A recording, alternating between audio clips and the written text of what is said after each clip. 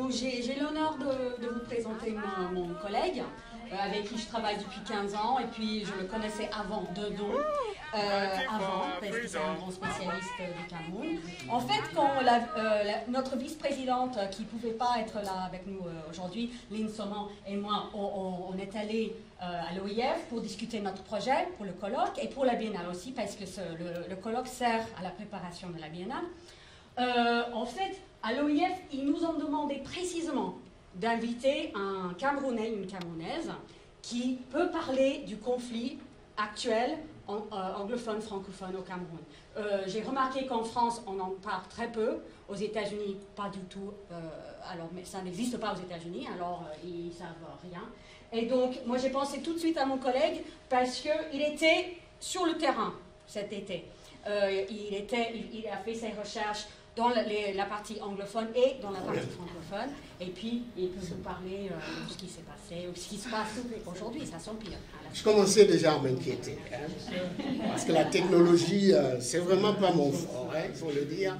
Heureusement, nous avons des jeunes. La génération d'aujourd'hui, ça n'a rien à voir avec, même pas avec la génération de beaucoup qui sont dans la salle. C'est des jeunes qui sont vraiment, qui sont à la pointe. Et ma foi, il faut être humble pour aller vers eux et travailler avec eux. Et je le fais avec mes étudiants aux États-Unis. Je remercie très sincèrement ma collègue, la présidente de la Biennale. Vraiment, je remercie du fond de mon cœur. Je remercie l'OIF aussi. On me donne la parole pour que je puisse parler des problèmes que je vis, effectivement. Je vis en tant qu'enfant. Je suis la première génération des Camerounais qui sont allés à Manorobe pour former la première école bilingue du Cameroun, le lycée bilingue de Boya. C'était en 1963, mais ma promotion c'est 1967. En fait, nous constituons alors ce qu'on pourrait appeler la crème du pays, du Cameroun bilingue, etc. Je ne vais pas entrer dans tout parce que c'est un problème qui me tient vraiment à cœur et je peux vous parler de ça pendant des années sans me lire un petit papier. Mais quand Cheryl, ma collègue, m'a contacté, j'avais déjà pris la décision d'aller au Cameroun. C'était déjà la guerre. Le président avait déjà déclaré la guerre parce que 3 militaires avaient été tués. La zone anglophone était complètement à l'état d'urgence. D'ailleurs, le Cameroun a toujours été à l'état d'urgence, il faut bien le dire. On ne le dit pas assez. Les pleins pouvoirs qui ont été obtenus par le, j'en parlerai, n'ont jamais été. Donc, j'arrive, ouais, pourquoi tu y vas? Tu vas aller te faire tuer. Ok, je dis j'y vais, c'est mon pays. J'arrive au Cameroun, je suis dans la partie francophone, qui est en paix, tout va bien, on va qu'à ses occupations. Je dis, mais je vais en zone de guerre, je veux mon étudiant, mon collègue, mon ami qui a fait un documentaire avec moi, et je dis, je veux faire un second documentaire avec toi, mais en zone de guerre. Il dit, oh, je n'y vais pas, je ne vais pas me faire tuer. Et ça, c'est ce qui se passe même avec les journalistes maintenant. Et tout ce qu'on vous suivez, très souvent, il y en a très peu qui sont sur le terrain. Heureusement que tout le monde est devenu photographe aujourd'hui, on peut saisir des images, donner au monde pour qu'on puisse comprendre. Donc, je dis merci.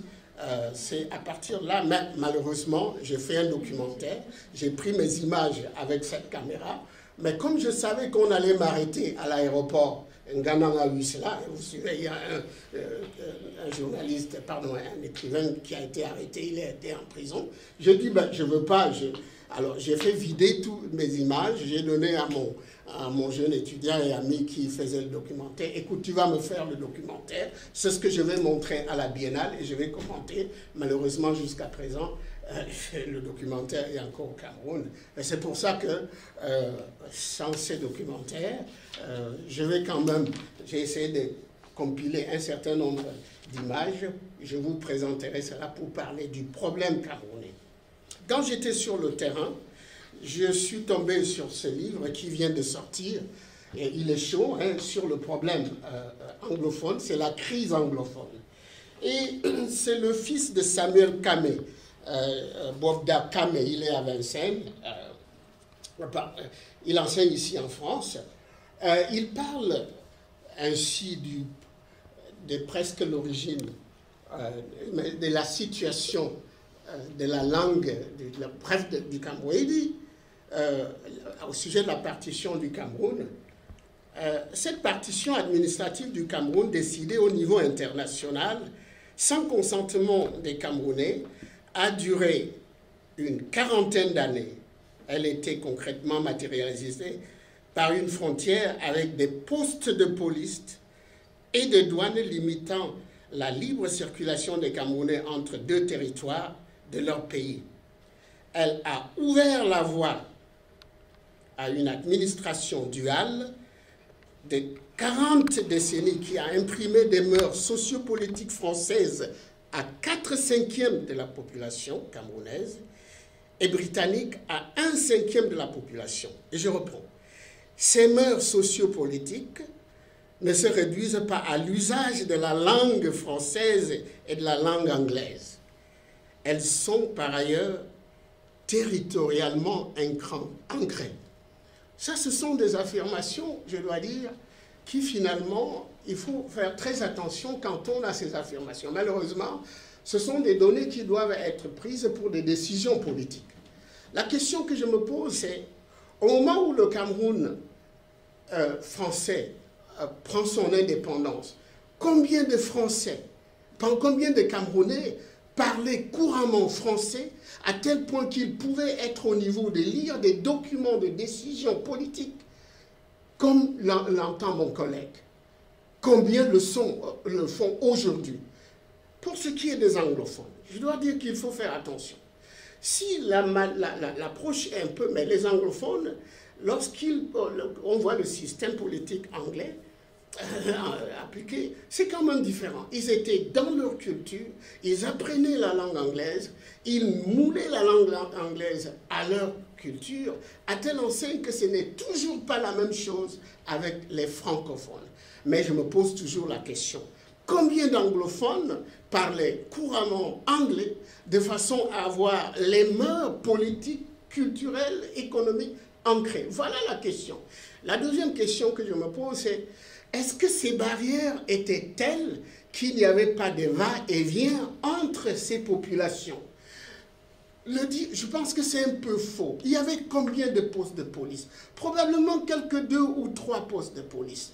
Mais la ligne imaginaire, c'est dans la brousse, ça limite les villages. En fait, c'est notre mur de Berlin. C'est des familles qui ont été divisées. Je prends le cas de Mbouda, où je viens, les Menka et les Tumanka. C'est le même peuple, ils parlent la même langue. Vous montez au niveau du Mungu, hein? Vous avez les Mbo de Konsamba et les Bo de Manengouba. Il y avait le français aux élites, à quelques-uns à l'école, mais la majorité, ils parlent leur langue. Il y a le va-et-vient constamment, à l'époque coloniale, comme aujourd'hui. Mais combien sont ancrés dans les mœurs politiques? Alors vous avancez, vous arrivez au niveau de Douala, les Sawa, etc., les Bakwali, tout ça.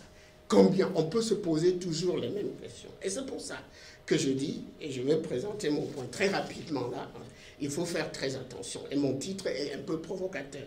Ni francophone, ni anglophone, mais en Ambaland. Ambaland, c'est quoi? C'est un concept qui a été forgé en 1985 par un avocat, Gorgie Dinka. Gorgie Dinka est le premier bâtonnier camerounais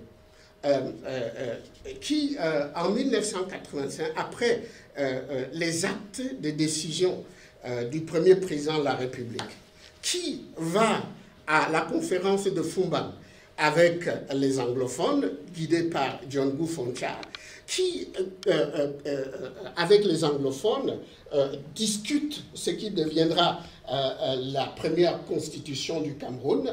Et malheureusement, le président Amadou Ahidjo, qui va devenir président de la République, avant que, n'est-ce pas, d'aller à Fumban, il avait déjà, avant d'être président du Cameroun, il avait déjà obtenu les pleins pouvoirs. Et nous savons tous ce que c'est que le plein pouvoir. Quand on a les pleins pouvoirs, on est comme un militaire, on arrête, le pays est en état, n'est-ce pas, constamment d'urgence, on peut arrêter, on peut juger, on peut mettre en prison ou exécuter, et on va rendre compte par la suite. Donc, Ahidjo et Django Foncha et Afumba essayent donc de mettre sur place cette constitution. Mais la constitution d'Igorji Dinka était très précis pour ce qui est des deux territoires, le Cameroun anglophone et le Cameroun francophone. Il dit, la constitution répartissait le pouvoir par territoire, c'est-à-dire entre les étapes du pouvoir central, par institution, c'est-à-dire entre l'exécutif et le législatif et le judiciaire, par personnalité, c'est-à-dire entre le pouvoir exécutif, partagé par le président de la République fédérale, les premiers ministres des États fédérés et les élus locaux, etc. Mais que fait Amadou Ahidjo quelques années après que les anglophones librement ont voté le référendum pour la réunification le 1er octobre 1961, Amadou Ahidjo, qui savait déjà ce qu'il voulait. Pour lui, l'État anglophone, en réalité, n'était rien pour lui. Ce qui comptait, c'était un État, n'est-ce pas, unitaire, où effectivement, la langue, ou les deux langues, le français et l'anglais, peuvent être les langues officielles, mais en réalité, il ne tenait pas compte de la pratique quotidienne, de l'usage, n'est-ce pas, de ce qu'on fait de la langue. Je vais dire l'intervention sur le plan politique, l'intervention sur le plan économique.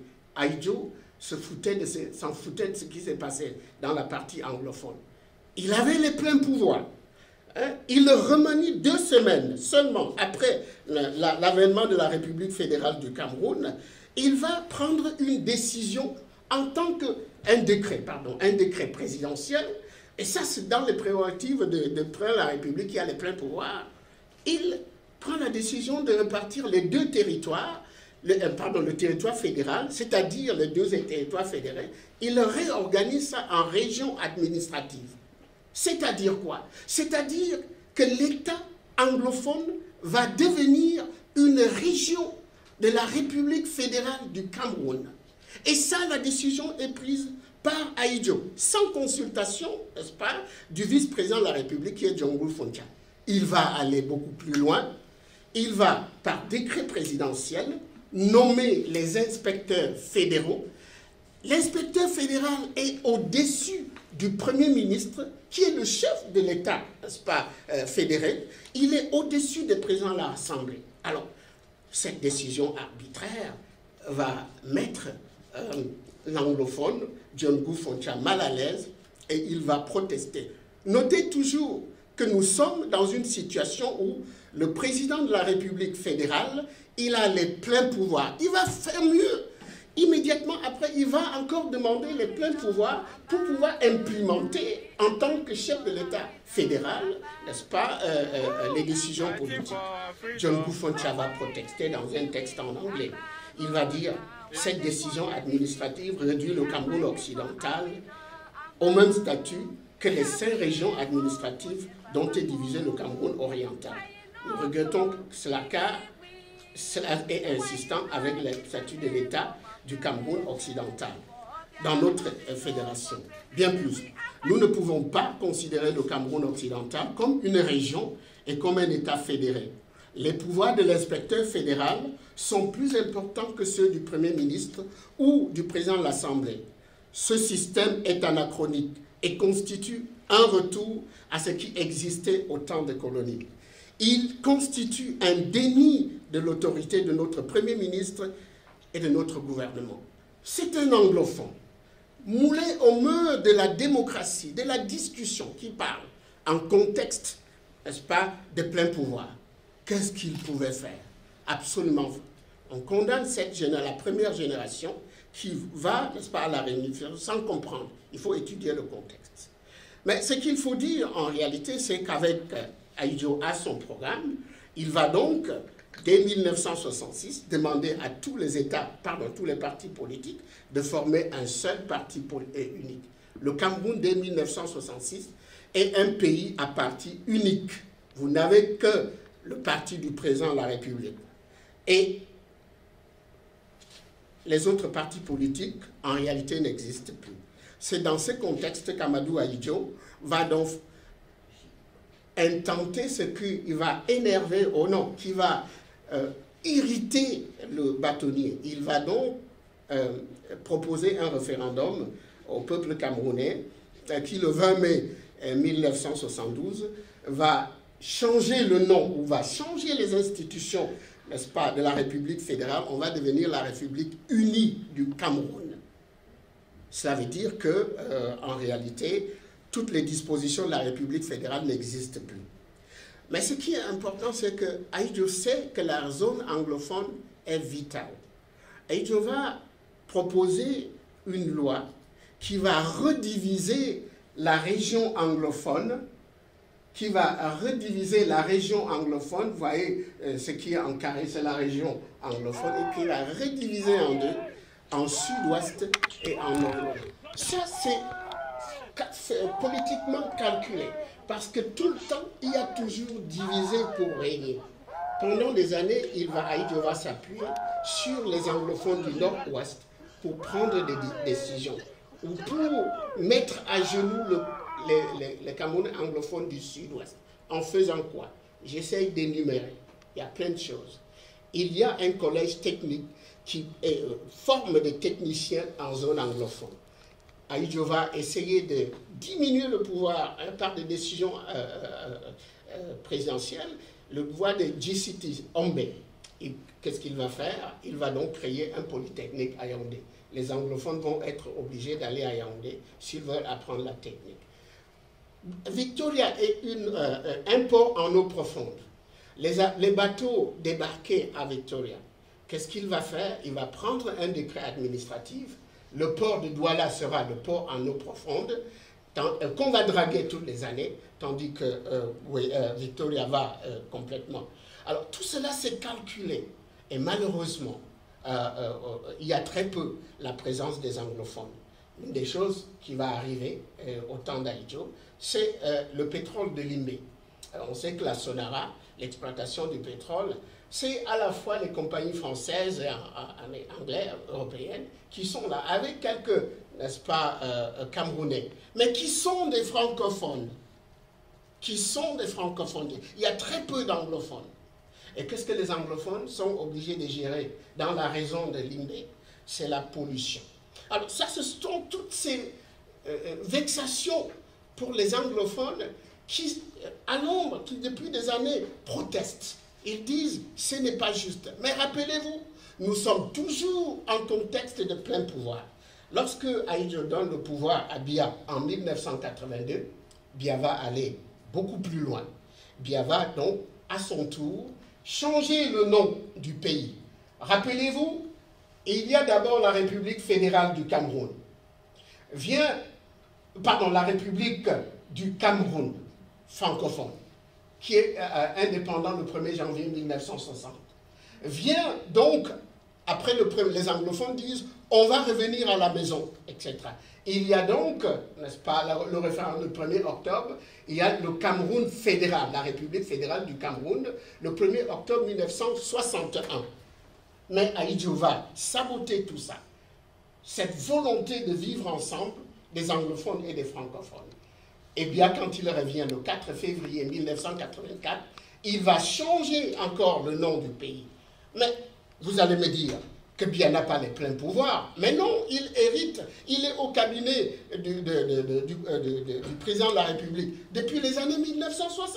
Il est Premier ministre. Donc il fait partie, il hérite du contexte de plein pouvoir. Donc Biya peut prendre toutes les décisions, n'est-ce pas, qu'il peut. Et c'est ce qui va véritablement irriter la génération de Gorgui Dinka, qui va forger le concept. Gorgui Dinka va donc écrire une lettre officielle au président Biya, une lettre ouverte, où il dit, entre autres, qu'il y a un problème quand on persiste dans cette voie, c'est-à-dire on ne revient pas, on oublie ce qui était fondamental aux anglophones et aux francophones, l'État fédéré, pour revenir à la République du Cameroun. Mais cette République du Cameroun est essentiellement francophone. elle est basée sur le système colonial français, avec un État qui est un État, un régime de sabre, ce qui est tout à fait différent. Et il y a mon livre que j'ai publié et qui pose les fondements de l'État du Cameroun francophone. Il est là. C'est un État essentiellement militaire, sans s'avouer. Bien vient perpétrer ce système. Dinka Sirite, il envoie une lettre. Il dit, au sujet de revenir à ça, il dit qu'il soit donc entendu très clairement maintenant que personne de Lucie n'acceptera jamais cette annexion. Ceux qui sont derrière ce complot honteux ne réussiront à nous transformer en colonie que s'ils enjambent nos cadavres. J'insiste, c'est moi qui insiste, s'ils enjambent nos cadavres. Il existe des limites au-delà desquelles aucun être humain ne peut supporter d'insultes, même venant d'un frère. Si l'expression Cameroun du Sud ou Cameroun occidental, l'État du Cameroun fédéré, si l'expression Cameroun du Sud nous a exposés aux ambitions annexionnistes, nous nous appellerons dorénavant l'Ambazonie. Voilà un concept qui est créé, qui est forgé et qui, depuis des années, cristallise, n'est-ce pas, les ambitions des anglophones. Ils sont derrière ces concepts et ils en créent. Ce n'est peut-être pas, ça ne circule pas au Cameroun, mais je vous assure, la guerre qui se passe au Cameroun a 3 terrains. C'est le terrain, n'est-ce pas, de la diaspora, c'est le terrain, n'est-ce pas, au Cameroun, mais c'est aussi le terrain des nouvelles technologies. Et il y a des choses extraordinaires. Si on n'avait rien dit pour la guerre de 1960, la guerre d'indépendance, aujourd'hui, il y a des choses qui circulent sur les ondes. Et la France, l'OIF, toutes ces institutions qui ont des décisions, qui font écouter par notre président de la République, vous avez le devoir d'écouter ces jeunes. Alors, je dis donc, voilà Dinka Sirite et les anglophones qui sont nés sous le régime, sous la présidence de Biya. Il est au pouvoir depuis 1986. Ces anglophones, ils ont 36 ans, le plus âgé aujourd'hui. Parce que Biya est au pouvoir depuis 1986. 36 ans du même président, 36 ans des mêmes décisions, pas un seul, 36 ans de décisions arbitraires. Je vous assure, vous vous retrouvez dans une situation. 36 ans, si vous voulez, de rappel que nous venons de quelque part. Il y a eu un Cameroun fédéral. Il y a eu un désir de vivre ensemble. C'est pour ça qu'en 2016, quand les avocats se sont révoltés quelque peu, parce que Biya va aller beaucoup plus loin, hein. Moi j'essaie d'aller un peu vite pour gagner mon temps, Biya va aller beaucoup plus loin, il va procéder à ce qu'on pourrait appeler la francophonisation de la zone anglophone. Il va nommer beaucoup plus les anglophones en zone francophone. Hein. Et les marches de paix, avec l'arbre de paix chez les anglophones, ces marches sont constamment réprimées. Mais ils sont sur le terrain. Ils continuent. Jusqu'en début 2017, je vous prie de regarder ces images. Ce sont des images qui portent. Il s'agit d'une vieille femme qui peut-être ne parlait pas anglais, mais qui était au temps de John Gufoncha, mais qui croyait en la réunification. Ces deux dames et ces jeunes, ça ce sont des images qui portent. Ils marchent dans les rues, mais quelle réponse ils ont? Quelle réponse ils ont? J'évite de vous donner des images qui vont vous donner de la sueur froide. L'armée monte, l'armée écrase, l'armée brutalise. La seconde phase, après les marches de paix, il y a un jeune journaliste qui est aujourd'hui en prison, 15 ans de prison, je suis allé le voir, je l'ai interviewé, n'est-ce pas? C'est un jeune qui a fait des recherches, il est né sous Biya. Il a fait des recherches sur la gestion du pétrole, ce que les anglophones ont perdu depuis que les francophones sont au pouvoir.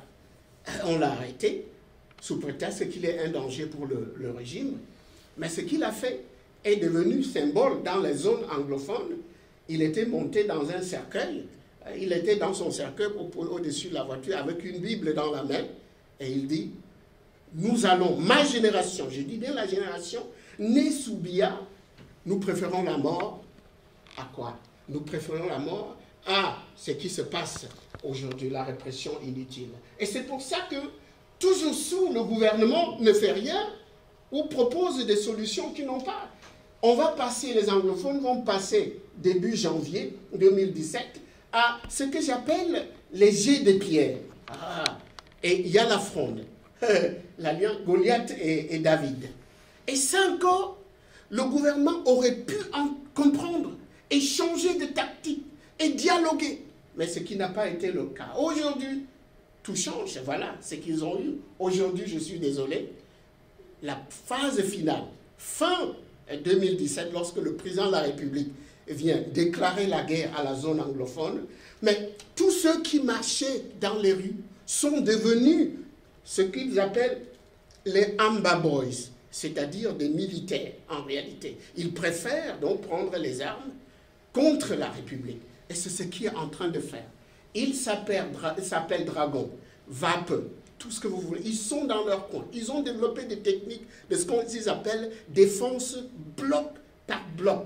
Ils savent où se cacher dans leur coin. Ils savent, ils sont au Niger, ils émigrent, mais ils sont, en fait, quand ils constituent ce que j'appelle le maquis de notre temps. Parce que lorsque vous êtes, comme on est ensemble, lorsque vous êtes, il y a des ambabos, vous ne savez pas qui est qui en réalité. Ils s'organisent. Et ça, ils utilisent les nouvelles techniques pour le faire.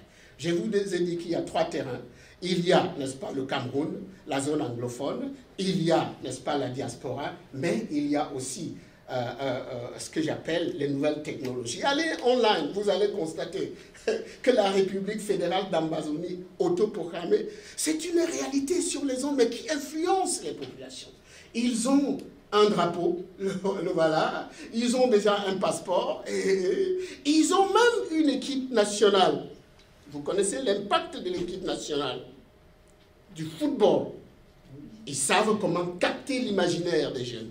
Et je vous assure, plutôt que de mourir dans le désert, plutôt que de mourir, n'est-ce pas, dans la Méditerranée, ils préfèrent mourir sur leur sol, les anglophones. Voilà. Je vais terminer en vous disant, encore une fois, merci Madame la Présidente de la Biennale. Vraiment, merci pour cette organisation qui m'a donné l'occasion. C'était parce que j'envisageais déjà organiser ce que j'appelle un mini-conference dans mon université sur le problème anglophone.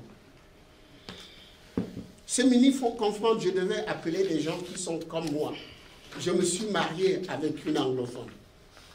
J'ai 4 filles qui ont un pied de l'autre côté. Suis-je sécessionniste? Je diviserai ma famille, moi-même, mon épouse, avec un couteau. Qu'est-ce qu'il faut faire? Que veut le gouvernement camerounais? J'appelle mes collègues, les intéressés, qu'on se retrouve pour poursuivre la discussion.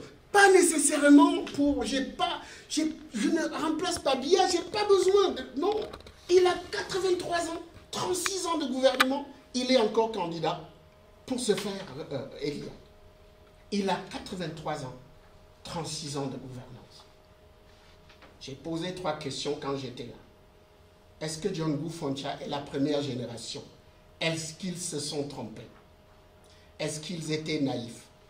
Est-ce que vous, anglophones, est-ce que vous êtes francophone ou anglophone?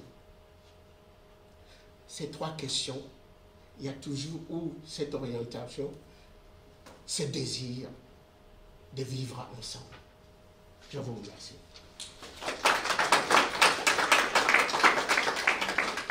Merci Gilbert. Des questions? J'ai une question, excusez-moi, elle peut peut-être vous paraître un peu à côté de la plaque, mais les symboles ont beaucoup d'importance, j'imagine. Le drapeau camerounais, c'est vert, rouge, jaune, avec l'étoile jaune au milieu. D'où vient le choix des couleurs bleues là, de ce drapeau qui ressemble au drapeau grec, finalement? Très bonne question. Si vous constatez d'où vient cette couleur, c'est ce que j'appelle le mimétisme. Comment est-ce que je veux dire? Le mimétisme dans des pratiques sociales. C'est en réalité les pays francophones ont été colonisés par un pays qui a, n'est-ce pas, un drapeau de 3 couleurs, bleu, blanc, rouge. En réalité, notez très bien les pays francophones. Presque tous leurs drapeaux, j'essaie d'expliquer cela, n'est-ce pas, dans ces livres. Tous ces pays adoptent des drapeaux à 3 couleurs. Notez très bien. Donc le Cameroun, mimétiquement, choisit les 3 couleurs. Mais il y a une justification. On essaie de justifier, n'est-ce pas, que le vert, c'est en réalité le Cameroun qui est un pays d'avenir, un pays, on a parlé d'agriculture, c'est pas un pays qui peut se développer à partir de là, donc c'est l'espoir. Tandis que le rouge signifie le sang des Camerounais versé. Et je vous rappelle que l'unique parti politique qui a véritablement donné des suffrages à la France, l'UPC, son drapeau est rouge, etc. Parce que on disait qu'il était communiste. Bon, le jaune, pas beaucoup d'explications là-dessus. Donc il y a comme un effet mimétique du choix. Ok, et il en va de même pour l'hymne. Parfois, quand on prend l'hymne, on chante. Nous avons adopté des hymnes sans beaucoup réfléchir. Par de l'hymne national du Cameroun, au pays berceau de nos ancêtres. Je vous assure, nous avons chanté cet hymne, en réalité, qui était un discours colonial qui nous a baptisés. Mais nous avons chanté jusqu'en 1972 sans le voir. Le premier couplet, c'est au Cameroun, berceau de la... Autrefois, tu vécus dans la barbarie. Peu à peu, tu sors de ta sauvagerie. Ce sont des constitutionnalistes qui nous ont imposé cela. D'abord sur la République du Cameroun, ensuite sur la République fédérale. C'est lors de la République unie qu'on commence à se poser la question. Mais l'anglophone, John Fonlon, qui a traduit, n'est-ce pas, l'hymne national du Cameroun, a complètement bouleversé le premier verset, il a rejeté, il a proposé, n'est-ce pas, une strophe qui présentait un Cameroun noble, les ancêtres, etc. Et on lui a fait un procès pendant un temps. Donc il y a des effets mimétiques de reprise de pouvoir, nécessairement pas ce qui se passe en métropole, mais de reprise de l'administration coloniale pour appliquer, n'est-ce pas, dans les nouveaux pays indépendants. C'est ce que j'essaie d'expliquer dans ces livres, le code de l'indigénat ou le fondement des États autocratiques en Afrique francophone. Et le bleu, alors j'ai dit le drapeau... le bleu, c'est pour ça que j'appelle le Working Conference. J'appelle des collègues pour que nous puissions donner des justifications. Par exemple, Gorgie Dinka, il utilise le mot Ambazonie. Qu'est-ce que c'est qu'Ambazonie? D'où vient? Est-ce que c'est une des ethnies qui se trouve dans la ligne imaginaire, etc. Et n'oubliez pas que dans les Sawa, on Ambasibé. J'essaye, j'appelle des collègues, je ne suis pas spécifique, mais j'appelle dans ce work pour que nous puissions donner un sens à tout cela. Qu'est-ce que ça veut dire? Ces symboles, est-ce que ça a un sens? Autrement dit, jusqu'où nous pouvons, jusqu'où les Amba Boys peuvent aller? Veulent-ils véritablement la sécession? Ou tout simplement, cette approche, cette volonté de se séparer, est-ce que c'est seulement idéologique pour pousser le régime à changer? Voilà des questions que je me pose. Et mon rêve, c'est que demain, nous ayons une république fédérale, la forme de l'État, mais que la décentralisation vienne avec ce que je pourrais appeler du nouveau, un nouveau qui enflamme, qui justifie. D'où mon intérêt dans la discussion et dans la recherche autour de l'Ambazonie. D'où vient ce mot? Pourquoi? Quels sont ces symboles? Il faut que les anglophones, j'en ai invité quelques-uns, ils viennent nous dire pour que nous puissions, et je publie les actes, j'interpelle. Franchement, c'est une interpellation et c'est pour ça que j'ai remercié ma collègue. Ça, je ne vous ai présenté que la première phase de ce que je suis en train. J'ai découvert plein de choses que je ne pouvais pas exposer ici. Je dois vous dire une chose. Quand j'étais là-bas, tous les lundis, c'était ce qu'on appelle the Country Sunday. The Country Sunday a remplacé ce qui est que le gouvernement, le concept que le gouvernement tremblait chaque fois que le concept venait. C'était les villes mortes. C'est-à-dire Alors les anglophones ont changé et sur les WhatsApp et autres, ils font circuler des mots. Ils disent, OK, this is our country Sunday. On étend le country Sunday tel jour et je vous assure, ce jour-là, il n'y a rien qui se passe. Tout est arrêté. Et l'administration, l'armée qui est dans la zone anglophone ne peut rien. Parce que, vous savez, les populations sont soudées. Ils sont soudés avec ces Amba Boys. Ils aident ces Amba Boys.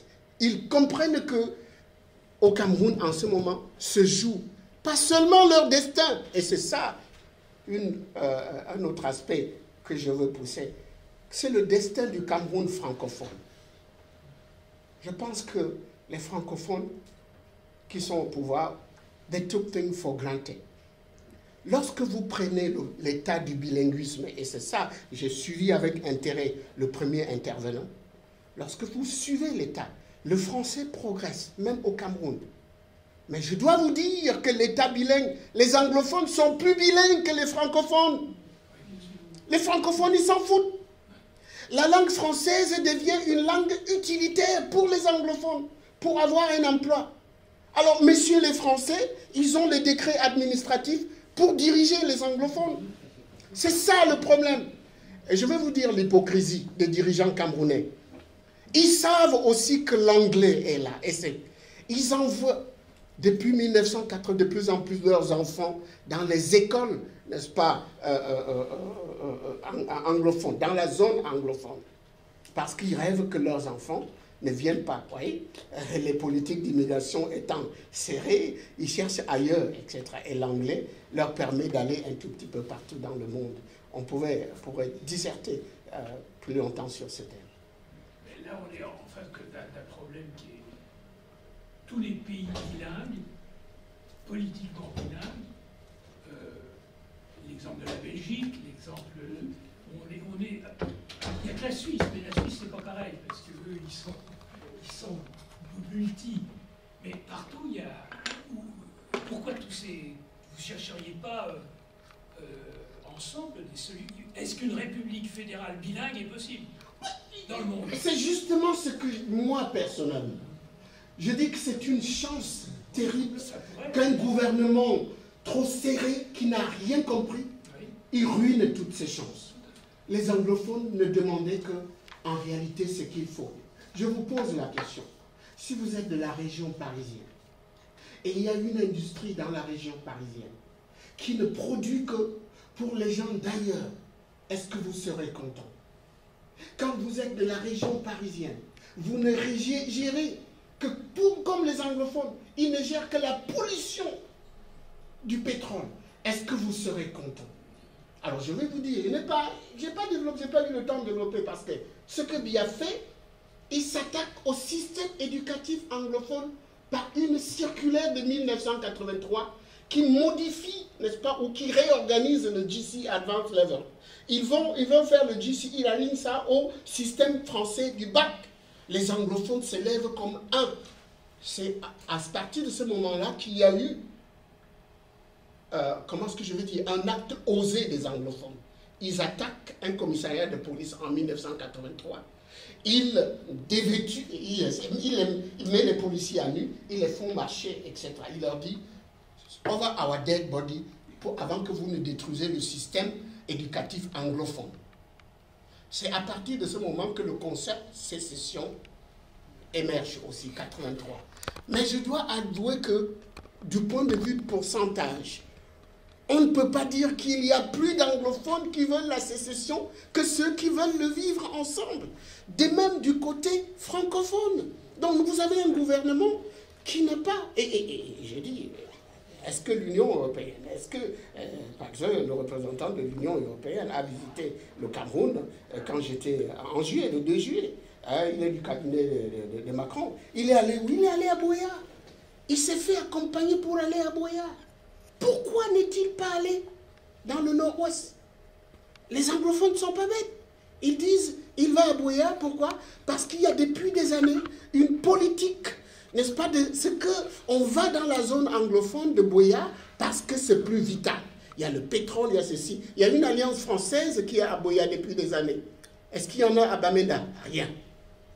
Okay? Donc, il y a cette politique-là qu'il faut peut-être, les francophones, qui sont majorité, il faut le dire, il faut peut-être revoir cette politique et dire ce que demandent les anglophones, c'est un droit de regard sur les politiques qui gèrent leur vie au quotidien. Et c'est ça que Mancho Bibiti, je ne vous ai pas dit, mais il a eu 15 ans de prison. Le jeune homme qui est il a eu 15 ans de prison. On parle dans la zone anglophone aujourd'hui de la Coffin Revolution, la révolution du cercueil. Jusqu'à ce que ça y a, je n'en sais rien. Et on ne le dit pas. Et ça commence. Il y a exode extraordinaire de la partie anglophone vers les grandes villes limitrophes francophones. Parce que ce sont les mêmes familles. Qu'est-ce qui va se passer lorsque la même idéologie qui enflamme, lorsqu'on écoute, lorsque ça va commencer à s'émerger dans la ville de Douala, de Konsamba, ainsi de suite, qu'est-ce qui va se passer? Je n'en sais rien. Mais l'administration, une bonne administration, prévoit, ne gère pas le quotidien, malheureusement. Merci, Gérard. Merci.